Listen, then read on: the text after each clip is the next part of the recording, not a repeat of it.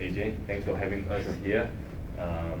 So in this interview, we're going to ask you a few preliminary questions, Yeah. so that we can work from there. Sure. Right. So one of the first question is like, could you probably tell us briefly your background? Where you're from, what industry you work in? Sure. I was, right back. I was born in India, in New Delhi, and I was born into a family where education was very highly valued. My mother always told me that, look, Ajay, and at that stage I didn't know whether I was ever going to leave India or not. I thought, I'd probably stay in India and I'll work in India. But she always told me, if you get a good education, no matter which country you're in, it always stays with you. And that sort of that gift that my mother gave to me was, inculcating that education culture in me. So, right through, she helped me through my education. She was a teacher herself. And at a later stage, we decided that we were going to migrate to Australia. Yeah. And I came here. The Indian system is from June to June. So that's where the system sort of semesters happen. Yes. Here the semesters are different. They're from January to December. Yes. So I came here in December, and I couldn't join anything until June. So I sort of lost 6 months there. And as a result, what I did was I joined Pizza Hut. And I worked in Pizza Hut as a kitchen head. I see. And that sort of started me in Australia. And it was really good because I learned a lot about customer service at Pizza Hut. I learned about making pizzas.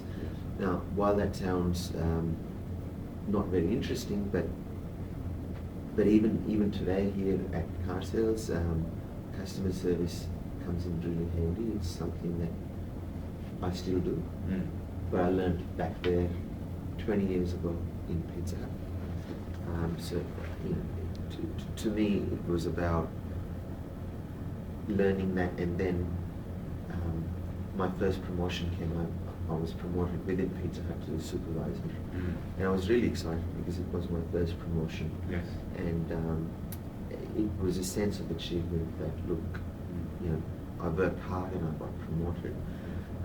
But it was really, it proves to me that no matter what industry you're working, whether it's food industry or what level you're working in, if you persist, if you work hard, if you're excited about what you're doing, that you always get the recognition. You shine, and so that sort of started me on a very positive note here in Australia. And then I did my year 11 and 12 together in 1 year. Wow. And the reason I had to do that is I lost some time anyway. I see. Yes. Coming here into Australia. 6 months. And then the TAFE colleges in Sydney offered year 11 and 12 in 1 year. Whereas if I went to school, I had to do year 11 and 12 2 years. separately. Yeah. So I did that and got a decent entrance mark for the university, so I had choice of different universities. Yes. Started at UTS because I thought it was a practical university. Yes. And I always wanted to do engineering. There was no doubt about that. Yeah. It was just a matter of the university that was practical as well. So I was first year I studied full time. Excuse me. You mentioned for you it was always clear that you want to become an engineer, that you want to study engineering. Yeah. Where was that coming from? This desire to. I think, to be honest, it probably came from the Indian culture. And the Indian culture, it's pretty much you become, at least back in those days, an engineer or a doctor. And I had no interest in becoming a doctor. I had an interest in building things, and it was exciting to see inventions. And it was really like, I was forever a technology person, and I like technology. So to me, the logical choice was engineering, not medicine. I see. And maybe medicine would have been good, I don't know, it's too late, but engineering was interesting. So I did engineering.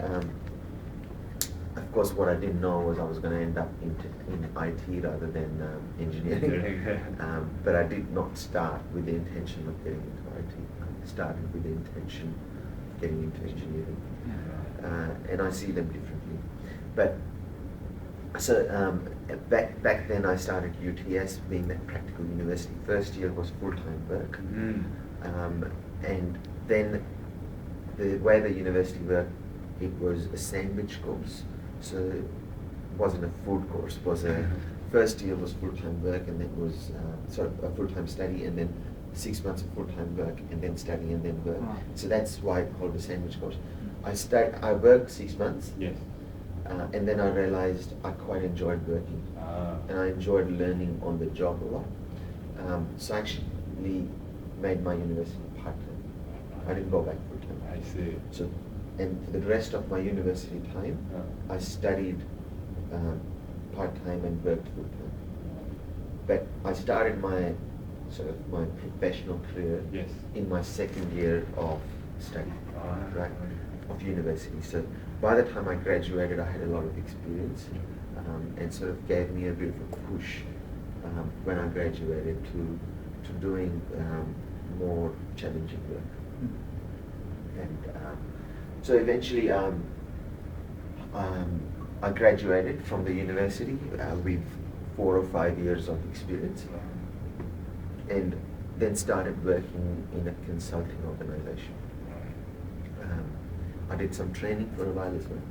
So that organization had a training arm and a consulting arm. So I became a Microsoft certified trainer called an MCT. I trained a few professionals.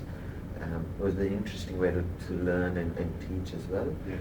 But I was getting bored, and I was saying, look, I need to also be consulting. So the company had a consulting arm as well. I started consulting. I've worked in several different jobs. Probably had experience working with 10 plus companies in the 5 years that I stayed there. On different projects as well, and as a result, it gave me a really good grounding on what I didn't want to do and what I wanted to do. So I worked in government. I didn't really enjoy that as much because it was a bit slow.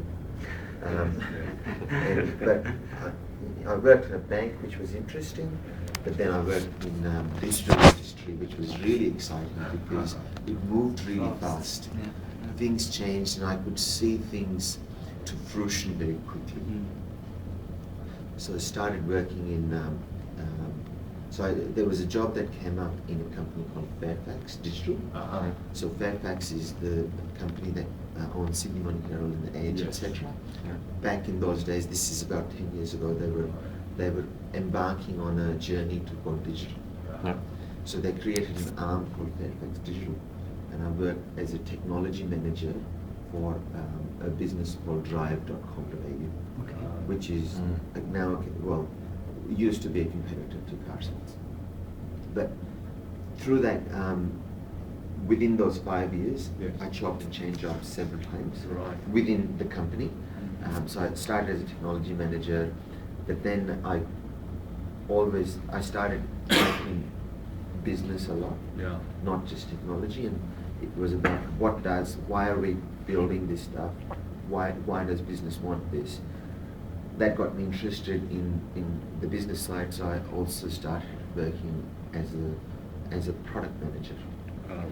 So my job became a product and technology manager for Drive first. And then the opportunity came, there was an organizational restructure, all the classified businesses got combined together. So Drive, domain, which is property, and my career, which is employment, all those businesses got combined, and I got appointed as the product director for that combined entity. Along the way, I also was the general manager for a business called Country Cars. So that business needed a turnaround. I spent about a year in that business, turned it around from a loss-making concern to a profit-making concern. So my experience was varied from product, general management, and technology. And I was always pushing my employer to give me that next challenge. Give me this next challenge. and if the challenge didn't come up, I was tending to get bored. So it was always asking for that next challenge. And it was good because the employer did oblige it and kept giving me the next challenge. That's great. Now, then I came to car sales. Yes. I applied for car sales. I felt at one stage that Fairfax was really enjoyable in my first few years at Fairfax. Towards the last year, Yes. it was starting to become more a newspaper organization than a digital organization. Yeah. It was starting to go slowly rather than fast. I see. And there's a lot of press on Fairfax, a lot of people have written about Fairfax and how it's fair, etc. Right? I encourage you to read a book called Killing Fairfax. I see. That got published by an author, Pamela, I can't remember the last name, but in that book they've written about car sales. Yes. They've written about Seek and domain and real estate and how Fairfax had an opportunity to buy all those businesses, and didn't quite progress that fast enough, and didn't quite progress digital business fast enough at the expense of defending the print business. And this comes to another question that you have around trends. Yeah. I'm going to talk about trends and how Yes. important it is to follow trends. That's right. Or lead trends. Yeah. But for now, I left Fairfax because of that. And car sales approached me because of my drive experience, Yeah. probably because I had that experience in automotive online. Yeah. Very few people have that experience.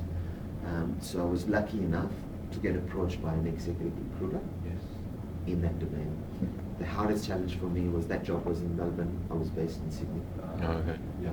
But this is about, again, those moments where you decide, and you are a product of your decisions. Exactly. And it was a hard decision to move from Sydney to Melbourne because my wife loved Sydney, Yes. and she didn't want to move to Melbourne. So it was a bit of sacrifice. I had to travel for 2 years. I used to come here on Monday mornings, go back on Thursdays. Oh, okay. Sorry. When did you join car sales? 5 years ago. Oh, 5 years ago. Okay. Yeah, November, 5 years ago. So Yeah. in November, which is coming 2 months, Yeah. it'll be 5 years. I still remember back in 2005, I started using the service of carsales.com. The office was still in Box Hill. So Yes. they're charging like just $10, and I have to take the car for photography, and it's just a small office. So I'm amazed how it has grown. Yeah, yeah, In and this is just 8 years time. Yeah, it's international as well now. So we've got investments in Brazil, Indonesia, Thailand, Malaysia, and we're exploring more investments all the time. So it's becoming a more international business. Yeah. So for your investment in Malaysia, are you is it in the digital car sales area as well? That's correct. Okay, So it's so- a business called iCars. Oh, Asia. iCars. Okay. Yeah, and so iCars is in Malaysia, Yep. and that's the main business in Malaysia Yep. for that Asian business. And then Indonesia is a growth business for us. So we don't make a lot of money from Indonesia, but it's more long-term investment. And iCars. yeah, and then Thailand as well is another one. Okay. So that's the 3 countries that we've invested in, but it's similar to car sales. Yeah. Yeah. I mean, like, is there any chance that iProperty in Malaysia is related to iCars? Yes, it is. Okay. So iProperty and iCars is owned by the Catcher Group, Okay. and we've invested into iCars through the Catcher Group. Oh, okay. All right. But now iCars is publicly listed on the stock exchange In Malaysia, in Australia. in Australia. Oh, okay. All It's right. on the ASX. Okay. Yep. Which in itself is interesting, where we list, etc. Yeah. But so coming back to the car sales days, I got approached by this executive recruiter. The interview process probably took 6 to 8 months. It was a lot of interviews, including informal interviews of just a dinner with the CEO here and the founder here. So the CEO here is also the founder of this business, founded in 1996. So all of that went well. In actual fact, initially 2 months after the executive recruiter approached me, he spoke to me and he said, "Look, I'm not sure if they're really interested." So it was going a little bit cold. And then a month or two later approached me back and said, look, no, I think they are interested. We should come back. And it was interesting. It almost didn't happen, right? Yes. And then it happened for some reason. I'm not sure why. The rest is history. I've been here 5 years.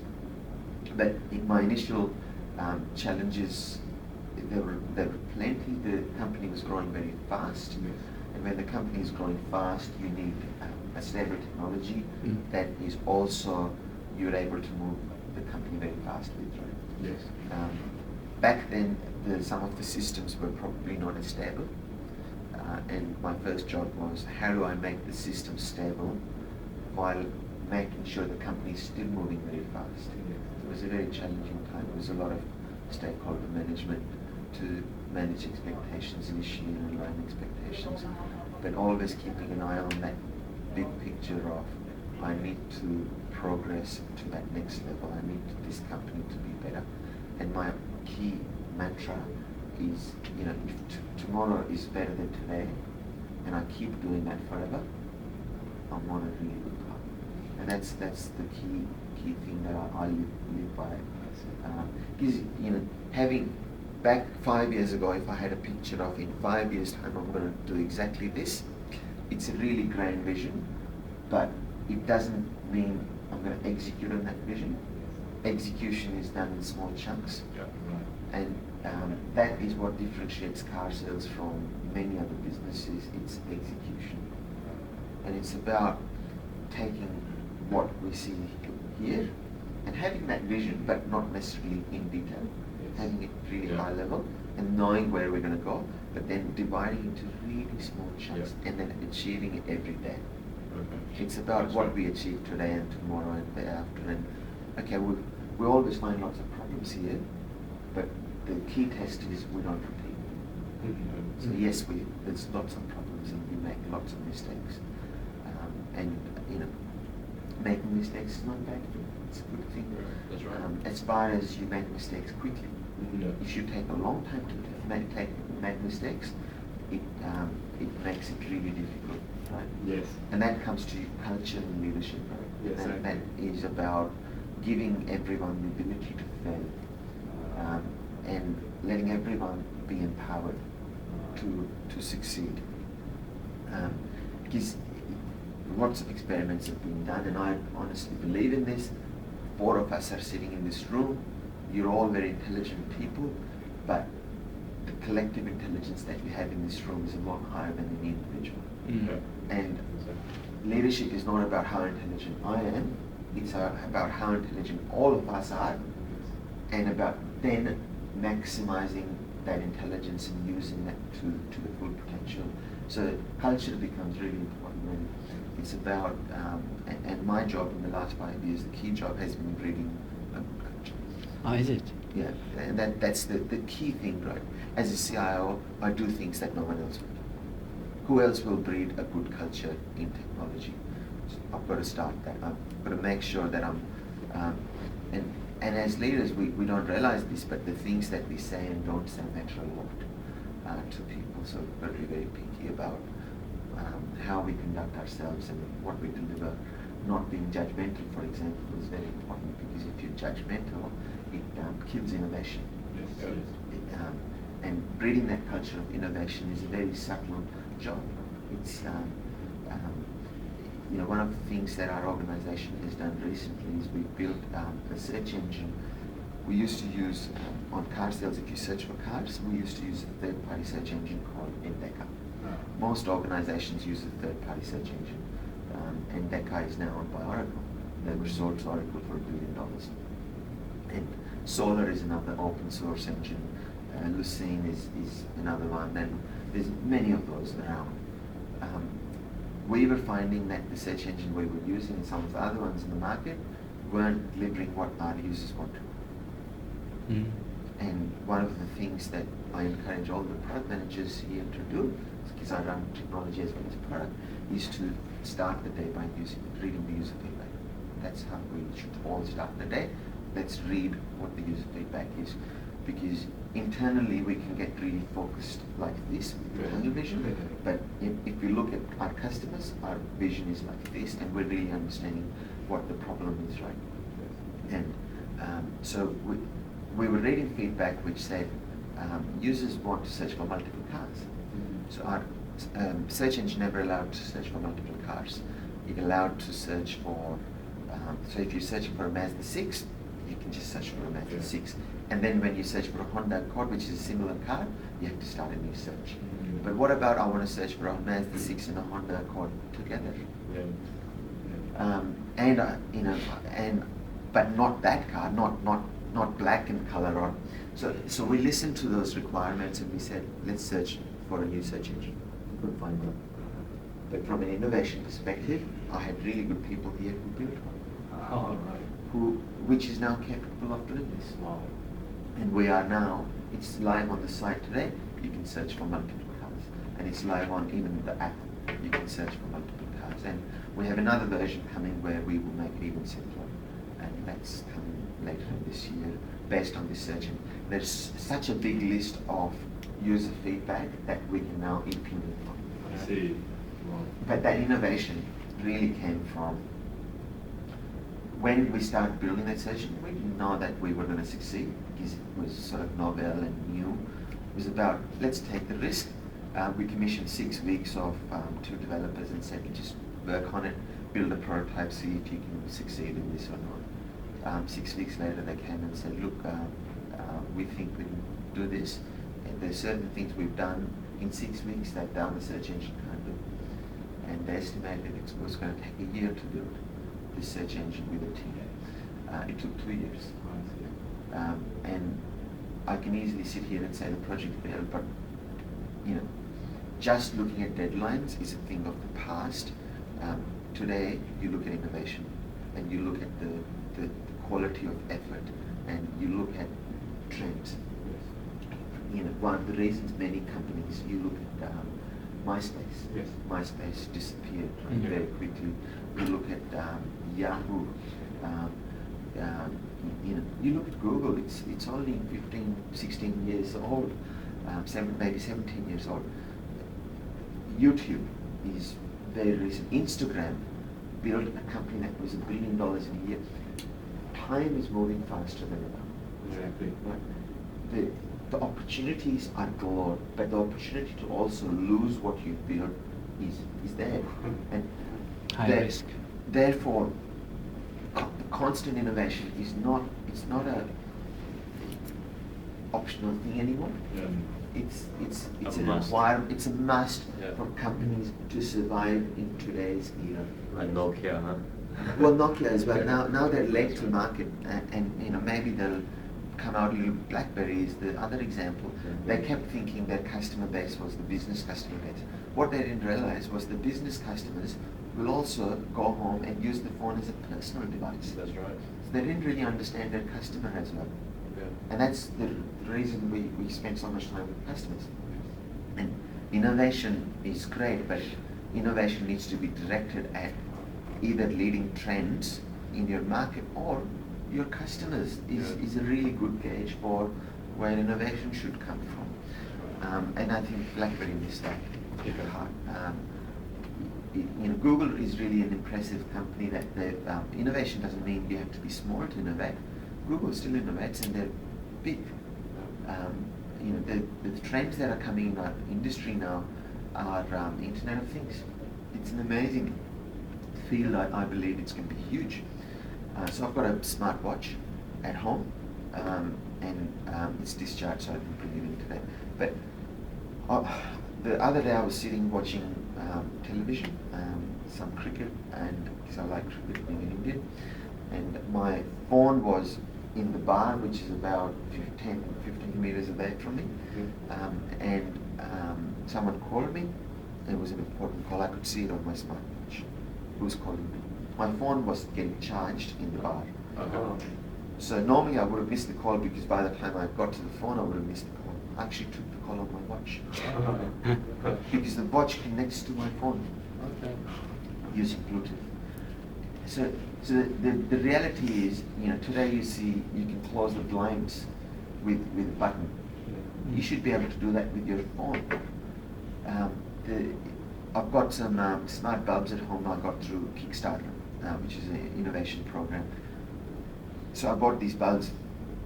They have a life of 25 years. Oh, It's a normal bulb that fuses in very quickly. These ones are energy efficient. They have a life of 25 years. Oh. They work in different colors. So I can make blue, green, white, yellow. But I can program them from my phone. I can actually say, look, when I go home, I want the light to be blue. When I sleep, I want the light to be green. In the morning, I want the light to be different color. Whatever I want it to be dimmer. I want to be. And the point is not that I use this a lot, and I'm not a geek in that sense. But it's showing you trends to come, right? Yes. It's Google Glasses as well. That's showing you that heads-up display, and you can interact with these devices.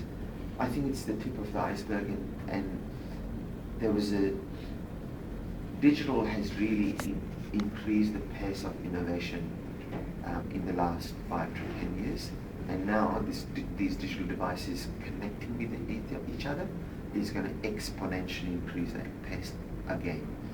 And for car sales, trend cushion. Yes. Newspapers, from the newspaper perspective, they said, look, these newspapers earn billions of dollars, their digital arm earn little money. Yes. So they defended the newspaper rather than expanding digital, which was the trend. Now the trend is towards these devices and Internet of Things. So what do? Do I go, we can have more ads on this, our CEO says this as well, we can have more ads on the desktop side. So should we defend that? We can have less ads here, but the trend is towards these devices. So as a company, we go, no, we will go with the trend, or we will either lead the trend or we will go with the trend. We can't stop trends. No. And once we get the users using these devices, we will figure out how we make money from it. Because you look at Facebook. Facebook didn't make money first day. Yes. They captured the audience. Once they captured the audience, they figured out how do we make money. Now majority of their money actually comes from mobile, not desktop. So innovation is really about understanding those trends. Some people miss them. Either they're in denial because of their existing business models. Yes. And that's probably the key reason they miss trends, because they think, oh, if we do that, we'll lose money. Yeah. One of the things car sales has done is there is a trend towards some parts of the country using sites like Gumtree, free sites. So what do? We're a premium site. Do we say, how do we compete with this free site, right? What we did was we actually created our own free site called Quick Sales. So do you see the ground floor next to Chetan? Yes. That ground floor we've taken, right?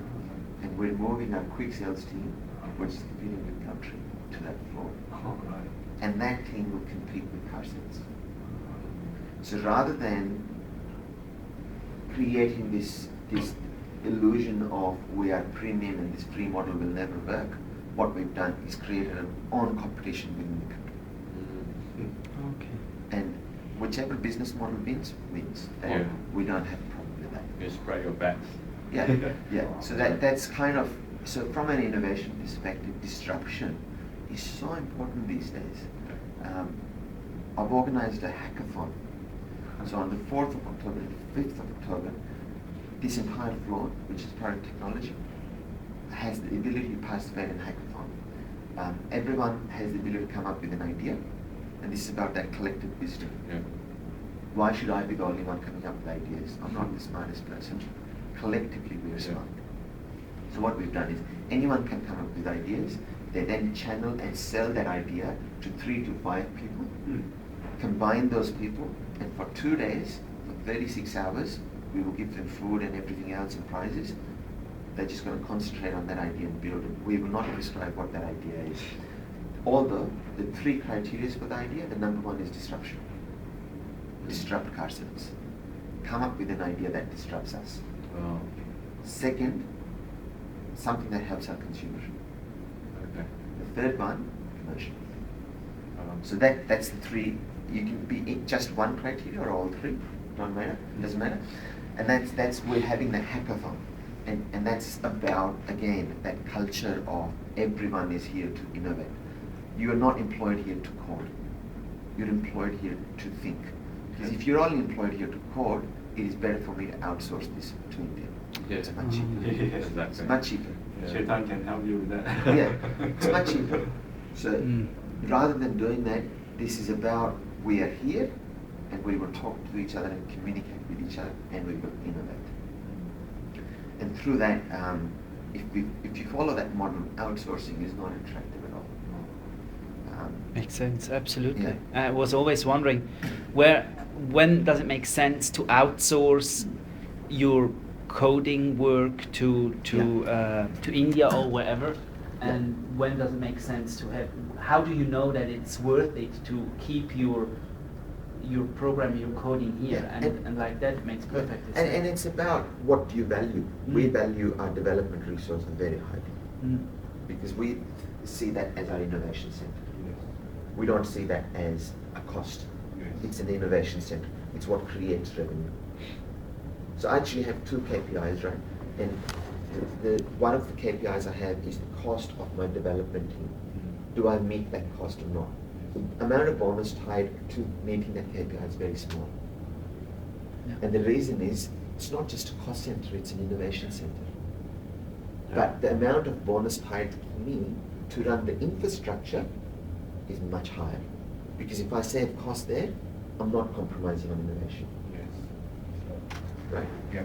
And that was a deliberate decision between me and the CEO that we discussed, that we can't actually KPI me just on the dev cost that highly, because we should not be treating that as a cost center. We should be treating that as an innovation center. Do you outsource at all? We coding? don't outsource at all. We don't even employ contractors. Wow. And the reason we don't employ contractors either is because of IP. Yes. These guys creating IP for us. We don't want to outsource that IP. Yeah. So it's fundamentally different thinking. This company is very much run on innovation, right? And so I have a line on product and technology. We say we're driven by innovation and fueled by passion. Yeah. So, yeah. And you know, being a car company, that fuel is passion, but the driving force is innovation. Yes. Yeah. And that's how the company runs. Every presentation we have has that line on it. It's just and in our mission statement also now, product technology mission statement has that line in it. But so that's kind of my thinking around trends. And look, there's a lot of exciting stuff to be done here at Car Sales still, and it's about what we don't know today. Yes. It's not just about what we know, because if you know this is all you need to do, it's not exciting. It's not challenging. It's about coming up with all those new and exciting things. Right.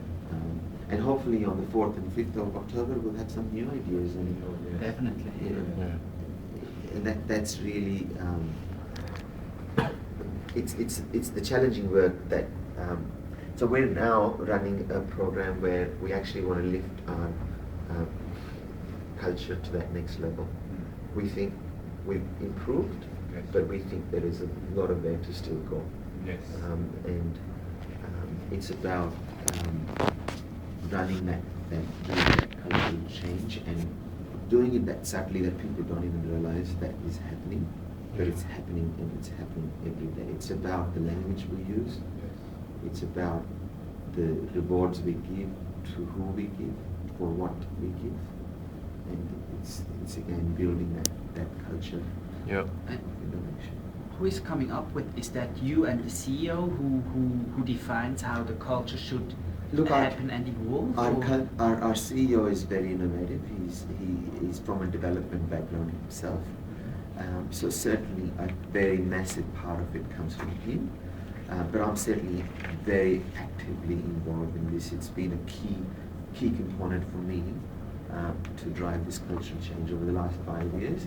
And whatever time I'm here, I'm going to do that. Now the next challenge for us, though, beyond just this cultural change here in Australia, is internationalization and globalization of our company. Yes. And how do we do that? How do we achieve that? Mm. And that's about, again, not saying that this is just the center of innovation, because then that kills that innovation in Brazil or kills the innovation in Indonesia. Yes. So how do we come up with that culture where everyone is part of that innovation? I quite don't know yet, because our investments in those various organizations at the moment is still minority. I As see. that investment increases, that question will become more pertinent, and Yeah. that's the challenge as well for us. But meanwhile, the globalization, what we're doing is we're creating a lot of services here at ourselves. Yes. So rather than creating actual just websites, Yeah. we say we create a service. Uh-huh.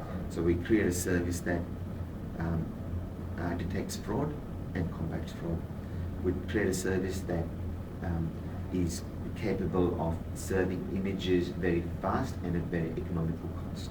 We create a service that does search, as an example. So lots of these services, and then these other businesses then have the choice to go, we can pick from some of these existing services, put them together, and then service the local market.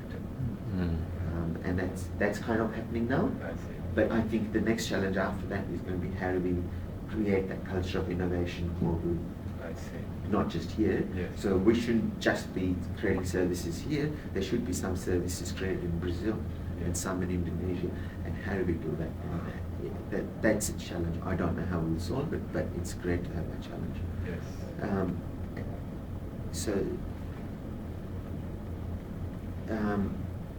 Other questions? Yes, yeah. Thank you so much for your really insightful answers and all your discussion. In fact, you have answered a lot of the questions here already. So,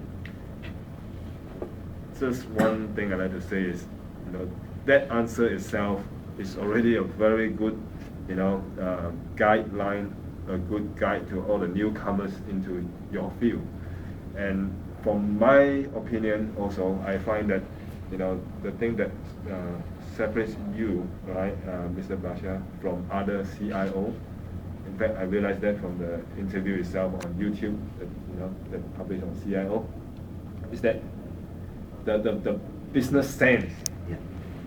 that you have is so, I think so much more, instrumental, in helping this innovation to be driven. I think the best CIOs are the ones who understand their customers. Yeah, and also the focus on customers' needs. That's correct. Yes, Yeah. what you have just said, that all the culture things and focus on customer Yeah. needs sound very similar to a successful online company selling shoes called Zappos. Yes. Yes, that's right. Which So is we great. have home sales here as well, Oh, which okay. is similar to that place. Yeah. But yes, no, you're right, and I think it's that customer focus that That's is right. really important for CIOs, and actually understanding those customers, not just focusing on customers. And going to the extent of, does the CIO even respond to customers sometimes? And I do, I know. Not always, but sometimes I'll go out of the blue and just respond to some customers. And it's great to be able to own that problem alongside your team. And the second thing I think that makes good CIOs or good leaders in general is your people. And knowing that your people are the biggest asset that we have. Yeah. Especially in online companies. Because, in mining companies, you're digging out gold. Yeah. Right? From the ground. That's right. The gold in online companies is the people. Exactly. Exactly. 100% Yes. agree. Yeah, agree. Yes. Yeah. Thank you so much. And, now the other thing is perhaps maybe some more personal question is like when you are down and when down in an emotional sense of the word, like how do you overcome that? Like sometimes people feel things are not going right, yeah. Yeah, look, I have those challenges at work and in personal life always, right? And it's about, I've always believed that I don't get stressed a lot, but maybe I do, I'm not sure. I just don't like to believe I get stressed. And it's about, I'll give you an example of this, right? So I was sick recently, I'm still sick actually because I have a hyperthyroid. And my thyroid is over-functioning and my metabolism in my body is really high. I've lost 8 kilos in the last 2 months. Right, and I took 3 days off last week. I was really sick because I got a infection as well. Yes. And on top of the thyroid, it just made me really sick, and I had 41 degrees temperature. But what it made me realize is I had 3 days off, and I could see the big picture better. Because when you're in the business, you're seeing business like Yeah. this. Mm. When you're out of the business, I had 3 days to do nothing. And partly I was frustrated, but partly I actually realized some of the things that I wasn't seeing, I saw when I was sick. So to me, that was about there's a positive even in being sick. There's a positive in everything. Yeah. And attitude, they say, is not a skill, right? So, no, sorry, excellence is not a skill, it's an attitude. And it's about, to me, the positive attitude. Mm. When How you're you see positive, things in every situation. yeah, when you're positive, you can do a lot of things. You know, that we often in the business talk about brilliant jerks, and a lot of people are brilliant, but they're jerks, and we don't want them here because they might be great, but if they don't have a good attitude, that's infectious, and a lot of other people would be demotivated in business. And if people are the key goal we have, we cannot demotivate people. So to me, when we employ people, and the most important thing is their attitude and their behavioral characteristics than just skill. Skill is important, absolutely important, because I don't think people get motivated just by a great leader, right? Yeah. The leader creates the environment and they get motivated by that environment. That environment contains peers. Yeah. So it's not just the leader, it's the people we hire. So the fact that I work with this brilliant person over here really motivates me. And it motivates high performance people, right? Yeah. And this person has this great attitude, and yes, we have so this search engine, we now actually started selling this search engine to other organizations. And we were recently doing a proof of concept for this search engine. I had people here working till 2 a.m. on a Saturday, finishing that search engine for that proof of concept. And you go, how? I never asked them to work. I never did. Mm. I didn't even know until the Monday someone came in and said, oh, such and such was working till 2 a.m. And it's all about It's amazing. the environment and the culture and motivating people. Therefore, they can do it because their peer is also doing it. Not just I'm doing it, their peers doing it. And then Our passion. they're getting Yeah. motivated from Mm. each other as well. That's right. If I'm the only Motivation. one motivating people, I'm a bottleneck for motivation, Yeah. right? I've got to Exactly. open that up. Exactly. Everyone's got to be motivating each other, and it's about that environment and culture. So to me, the key answer there is how do I lift myself? It's about being positive. Yes. And I think they say that some people, that there is a difference in being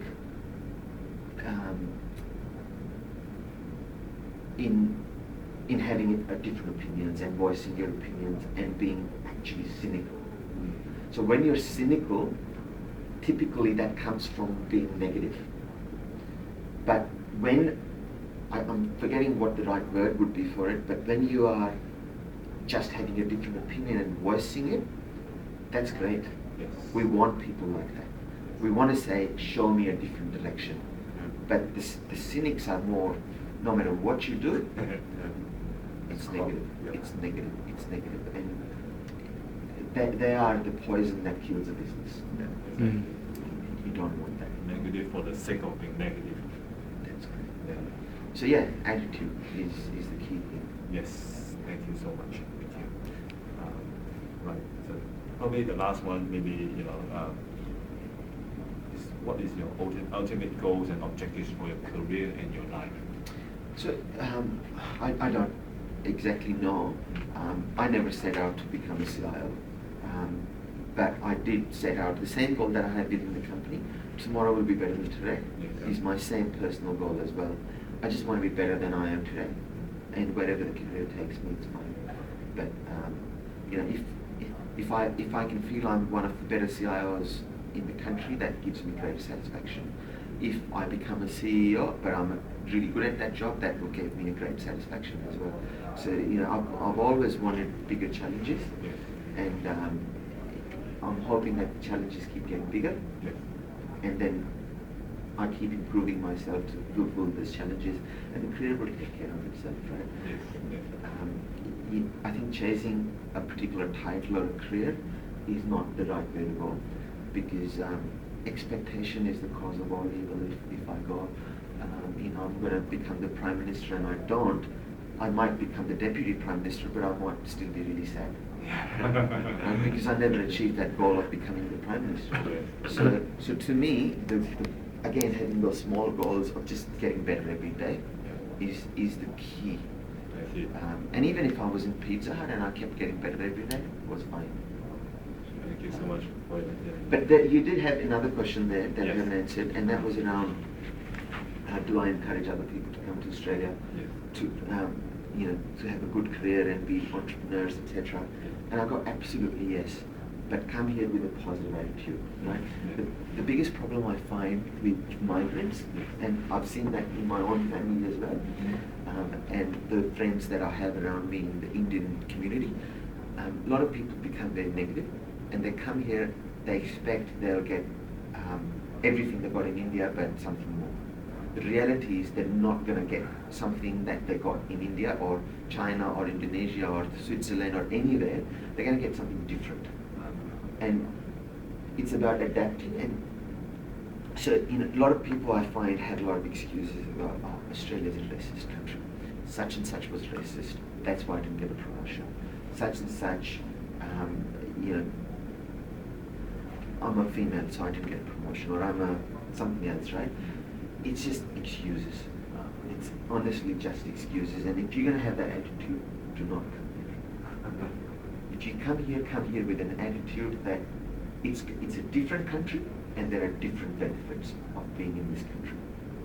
And it doesn't mean you lose your heritage. Your heritage is very important, gives you a competitive advantage in this country as well.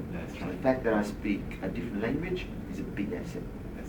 One of the reasons I'm working with Chintan is we speak a common language, and that's been a competitive advantage for me. But on the same end, that doesn't mean I'd make it a competitive disadvantage by saying, I'm Indian, people are racist against me, I can never grow in my career. If you're going to have that attitude, you will never grow.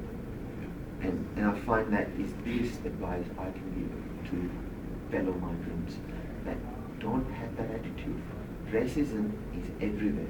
That is back in your country as well. India is a very racist country. It is. Malaysia too. It has a history of racism all over, right? Caste system and everything else. So, what's the point of coming here and saying there's racism? That's individuals who are racist. The country is not racist. It's a beautiful country. They're really good people. So maybe one follow-up question on that one. Where is your attitude coming from? Is it the way your parents raised you, or because this? Why do you have this positive, constructive attitude, and the majority of people actually don't have this kind of positive good question. attitude? Sure. To be honest, I don't know. I don't think everyone in my family is positive. Maybe it's an observation I've had through childhood, or I don't know what it is. Maybe it's actually seeing people who are negative not succeed that make me feel like that. I haven't really thought about it much, but it's perhaps a bit of that. I just hate people finding excuses. I just go, what's the point? Just move forward. If you don't like dealing with this person, because individuals can be racist, don't deal with that person, deal with someone else. Yeah, that's true. So you don't have any rituals or something to maintain your positive, constructive attitude, like meditation or whatever, things like that? No, I don't do meditation. My mother does a lot of meditation. She's very spiritual in that sense. I don't even know whether I believe in God, to be honest. I don't know. I'd like to believe in God, but I'm not compelled to. I don't feel there is a good reason to. my mother would hate that from me. She's very spiritual, but I don't Honest know. to yourself, isn't it? Yeah. Yeah, so I you know, if my wife says let's go to a temple because it's going to give her satisfaction, I take her to the temple. Yeah. And go there with good feelings. That's it. But I don't know if I'm really praying to someone who is really God or something. I don't know. But I go there because it gives her good feelings and good Exactly. satisfaction. I suppose everyone else there comes with good feelings, so it's it's a good vibe. Yeah. So I go It's a there. good Yeah. enough reason, Yeah, and, but really, to me, religion doesn't matter Yes. at all. Thank you. Thank you Yeah, very much. I actually have one very impromptu question because and I know that you are the right person to answer this. Yeah. Australia is now, of course, in a very, very challenging times. Yeah, it You know, is. Yeah, if you walk on the main street, the CBD, everywhere, restaurants are closing down. Yes. Rich Road, Yeah, no, you're right. Yeah, and then if you open the newspapers, the headlines are there. ANZ, or so many blue chip companies. Yeah. Yeah, they are moving, they are downsizing, redundancies and all that. Yeah. So what can you say about this? Yeah, I think I've got an opinion on that. I think the key problem here in Australia is that, look, firstly, we've had 20 years of growth. 20 years of growth. So I came here in 1992, December. Just when the growth started. Yeah. So it was still recession back then, Yeah. 1992 December. I was lucky to get a job in Pizza Hut. Yeah. But it was just coming out of recession. Yeah. Right? It was Paul Keating back then was the Yeah. Prime We- Minister. We were here from 94 to 96. Right. Yeah, so it's still pretty gloomy sort of. Yeah, Yeah. and it was just starting. Just give me one second.